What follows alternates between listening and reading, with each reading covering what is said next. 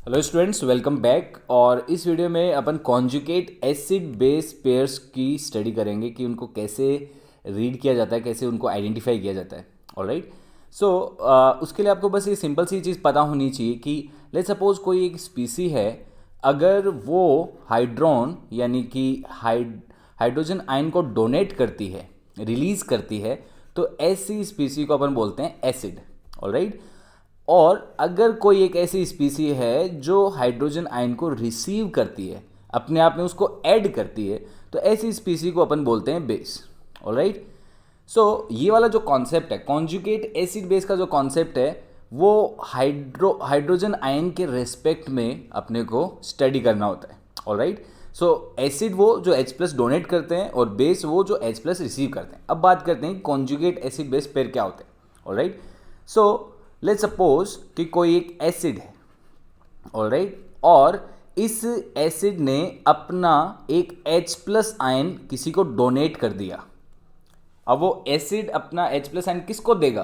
किसी बेस को देगा। ऑलराइट। सो एसिड ने अपना H प्लस आयन डोनेट कर दिया, तो अब एसिड अपने कॉन्जुगेट बेस में कन्वर्ट हो जाएगा। ऑलराइट। इसका एग्जांपल देखो, जैसे H2SO4 अपने पास। ऑलराइट।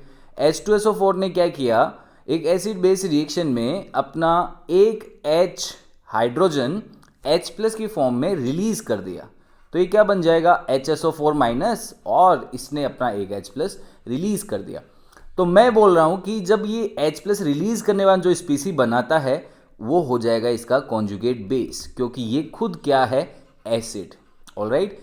अब देखना एक स्टेटमेंट है, एसिड जब अपनी एसिडिक एक्टिविटी शो करता है तो वो बनाता है अपना कॉन्जुगेट बेस, और अगर बेस अपनी बेसिक एक्टिविटी शो करता है तो वो बनाता है कॉन्जुगेट एसिड। ऑलराइट। जैसे फॉर एग्जांपल अपने पास है अमोनिया NH3। अमोनिया ने क्या किया, किसी एक एसिड से, किसी एक स्पीसी से एक H प्लस आयन को रिसीव किया और उस आयन को अपने आप में ऐड कर लिया, तो ये क्या बन जाएगा? NH4 plus. तो अमोनिया यानी NH3 तो अपने को पता है क्या है? बेस है, क्योंकि ये H प्लस आयन को रिसीव कर रहा है।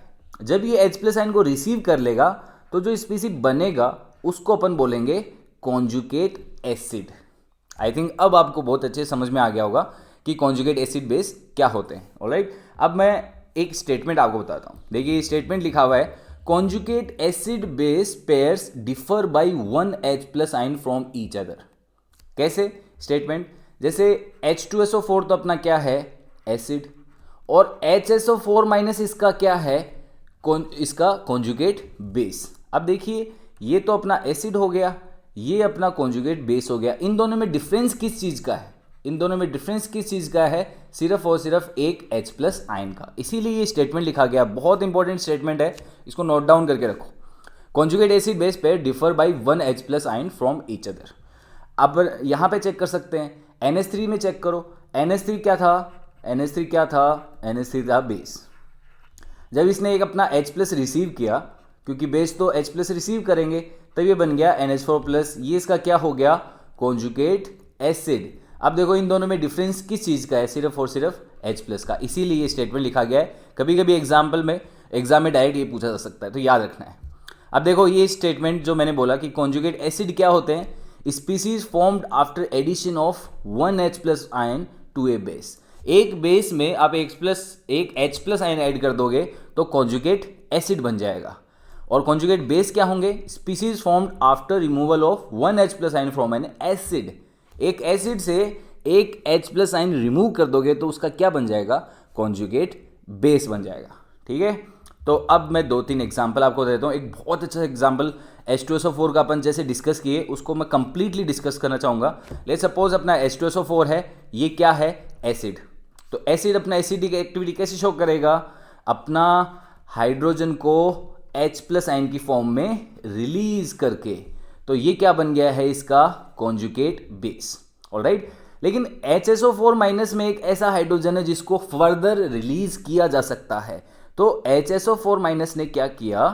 अपना एक और हाइड्रोजन रिलीज कर दिया H प्लस की फॉर्म में। तो अब देखिए इस रिएक्शन में पूछा गया है आइडेंटिफाई कौन तो एसिड है, कौन उसका कॉन्जुगेट बेस है। ऑलराइट, सो और ये भी बोल सकते हैं कि बताओ कौन सा बेस है और कौन सा उसका कॉन्जुगेट एसिड है। तो अपने को ये देखना है कि कौन सा क्या है। तो सबसे पहले देखो कि यहाँ पे हो क्या रहा है। HSO4 एक ऐसा स्पीसी है जो H+ आयन को क्या कर रहा है, रिलीज कर रहा है, और जो H+ आयन को रिलीज करते हैं वो कौन होते हैं, एसिड। तो HSO4- यहाँ पे एक्टिंग एज ए एसिड, लेकिन पहले वाली रिएक्शन में कैसे एक्ट कर रहा था, एज ए कॉन्जुगेट बेस। बहुत इंपॉर्टेंट है। सो HSO4- इस रिएक्शन में एक H+ आयन को रिलीज कर रहा है, तो रिलीज करने के बाद में उसका क्या बन जाएगा, कॉन्जुगेट बेस बन जाएगा। अब समझ में आई ये चीज। तो HSO4- यहाँ पे एसिड था क्योंकि वो H+ आयन को रिलीज कर रहा है, रिलीज करने के बाद में HSO4- बनाया, वो उसका हो गया कॉन्जुगेट बेस। अब देखिए रेड लाइन में एक स्टेटमेंट है, इसको भी मैं बताऊंगा, ये भी अपन चेक करेंगे, लेकिन उससे पहले मैं आपको एक बहुत अच्छा एग्जाम्पल और देना चाहूँगा, और वो एग्जाम्पल है H3PO4 का। H3PO4 असल में होता है एक एसिड।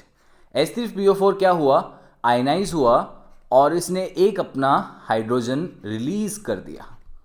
हाइड्रोजन रिलीज किया, हाइड्रोजन को जो रिलीज करते हैं वो कौन होते हैं, एसिड। तो ये क्या है यहाँ पे, एसिड।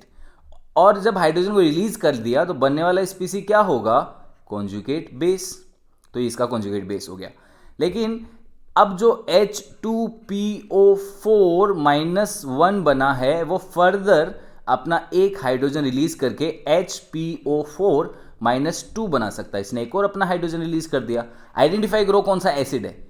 ये वाला तो अपना क्या हो गया, एसिड। क्यों, क्योंकि H+ रिलीज कर रहा है। रिलीज करने के बाद जो बनेगा वो स्पीसी क्या हो गया, इसका कॉन्जुगेट बेस हो गया।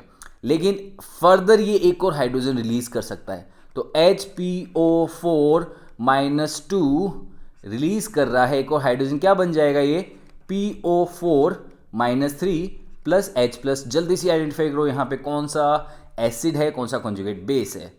तो HPO4-2 ने अपना एक हाइड्रोजन H+ की फॉर्म में रिलीज किया, तो ये अपना क्या हो गया, एसिड। और ये रिलीज करने के बाद में क्या बनाएगा, कॉन्जुगेट बेस बनाएगा। ठीक है।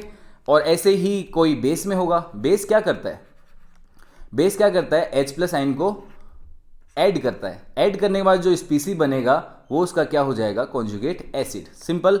अब देखिए ये स्टेटमेंट पे आते हैं, आज का इस वीडियो का फाइनल और सबसे important statement. Conjugate acid base pairs are always opposite in nature. बहुत ही इंपॉर्टेंट स्टेटमेंट है, इसको मैं समझाता हूं क्या है।